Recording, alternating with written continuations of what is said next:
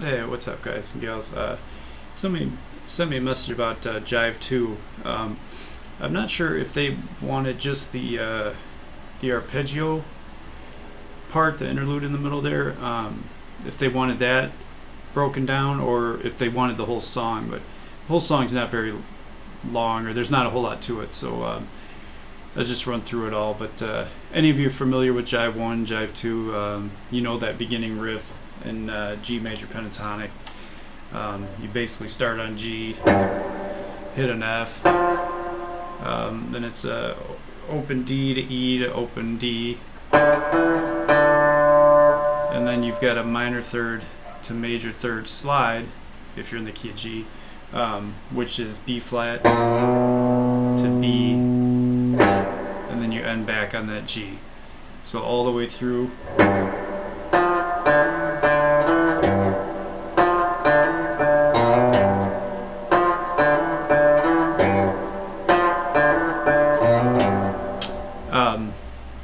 Sometimes in live versions, you'll hear it occasionally, but most of the time, actually, that F that they hit, they usually pick it twice. So it's like,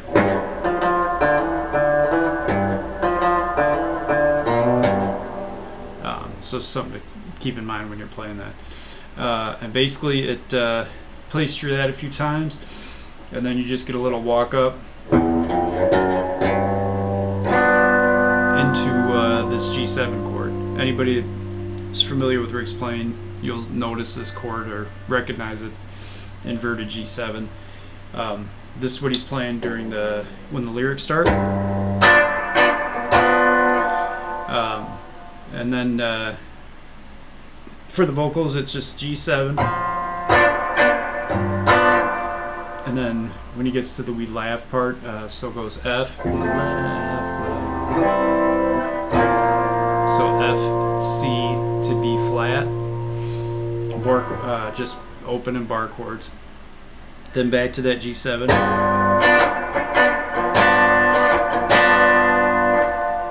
And then the next part, these rules are mine. That starts with F to C, F, and then it jumps up to E flat. Boy, you wanna come along to B flat, and then the rise part. Boy, you're gonna get yourself in line. That's C sharp, E flat, F, A-shaped bar chords. Next part's the arpeggio interlude, which I think you were referring to. This part basically reminds me a lot of classical tunes. When people try and individually pick out notes out of classic tunes without getting the positioning right, fingering. A lot of stuff in classical music you can bar with your first finger, and then a lot of the notes will fall into place depending on how you're the bar chord that you're playing. All the notes are within that spot. So what I would recommend for this part, if you're having trouble with it, is to just get comfortable with each chord shape before you even try and pick through it. So the first chord would be a C-shaped G chord. The next chord would be I refer to this as a F no 5 chord. It's basically F and A.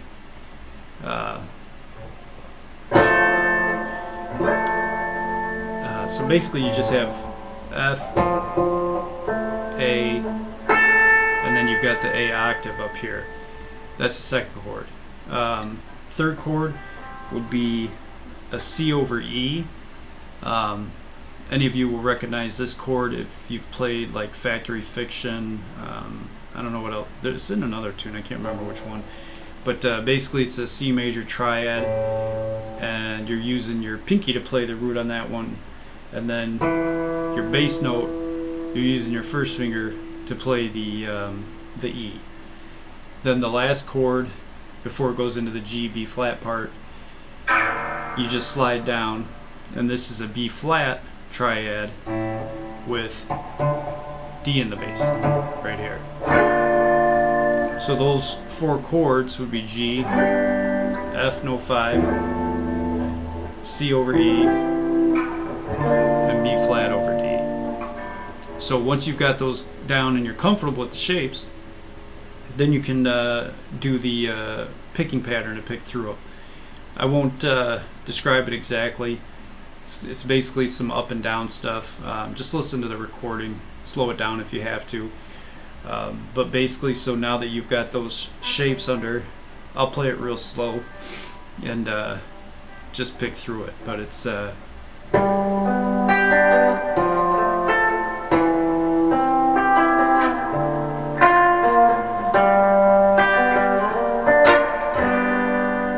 that part is when you get to the B flat over D, you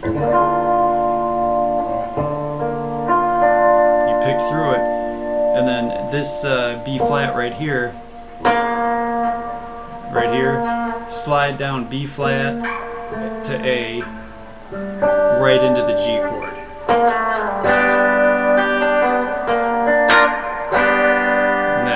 G chord's just a G bar chord, slide up to a B flat bar chord, to a G bar chord. So all the way through, one more time, a little faster.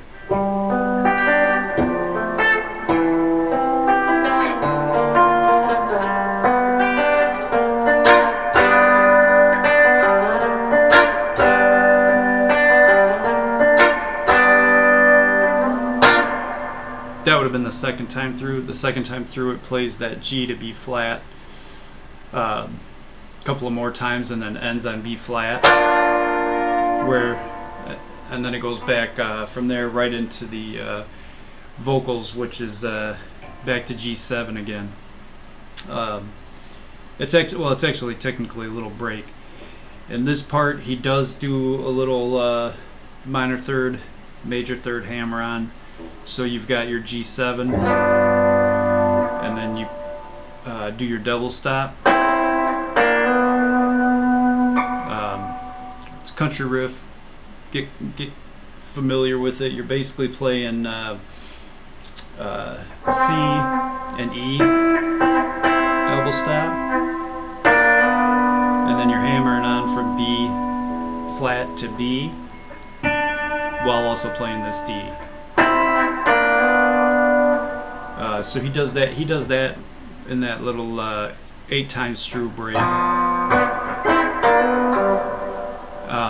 And then there's a transition there where it goes B flat, bar chord to C, bar chord, back to G7. Plays that twice. To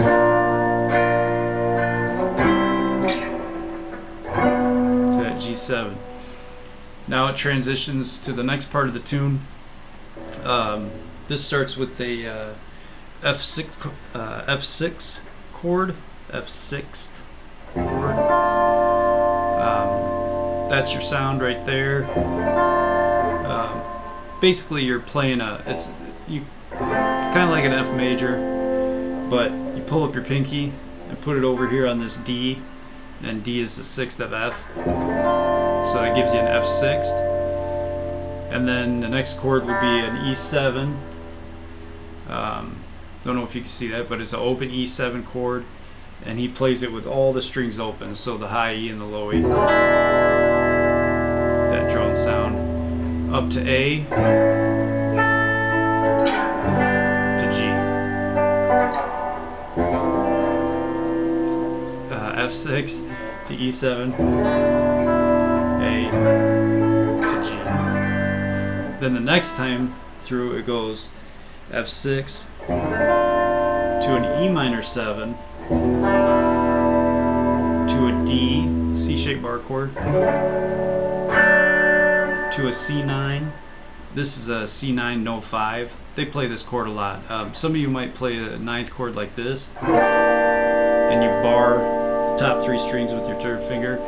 They like to leave out that 5 a lot on the E string, so it's basically 2nd, 1st, and then your 2 fingers there. So it's a C9 no 5, and then There's a B flat major 7 to an E minor 7 over A. E minor 7 over A, because you've got the A in the bass. So that little run through right there is F6. Oh, my bad. F6, E minor 7, D to C9 no 5 to B flat major 7 to E minor 7. And then it goes back to G7. And this is where there's a key solo. So they're funking around on G7. You can slide up to the 10th fret for the A string root. But basically you're just messing around in G7 vamp for while Peter's soloing. Then it goes back to this F progression, F, E7, A to G progression. Plays that 4 times. So F6, E7, A to G. Play that 4 times. Then the next time it goes to the other part of the progression, which is F6, to that E minor 7, to D, to that C9 no 5. Then you're playing through that progression a bunch of times. Brick starts soloing. You can use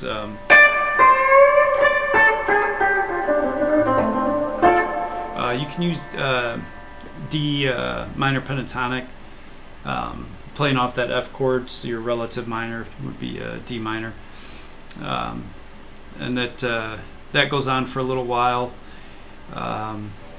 They get to kind of an outro point where it's still playing those chords, F6, E minor 7, D to C9. On the album version, there is a little bit of a break at around 6:40, I think it is, where they hit that B flat major 7 chord, and then the E minor 7 over A. And then it goes to the actual outro of the tune. The outro goes up to a G major to the F6 to E minor 7 to B flat major 7, and then back to G again. F6, E minor 7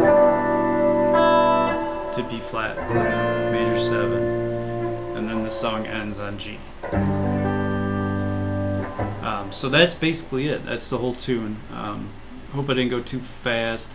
Use the tab that I posted for the rest of the song, and then like I was saying before, for that arpeggio interlude, just make sure you get comfortable with those chord shapes.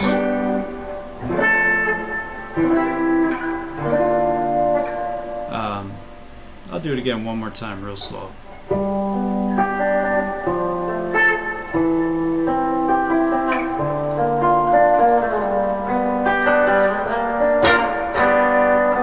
That would be the first time. Second time.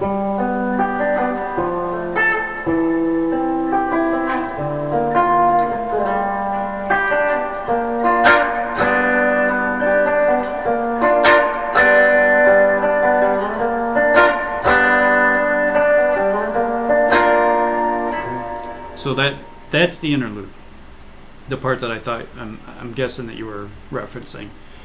But anyway, so that is should be the whole song. That is Jive 2. Okay.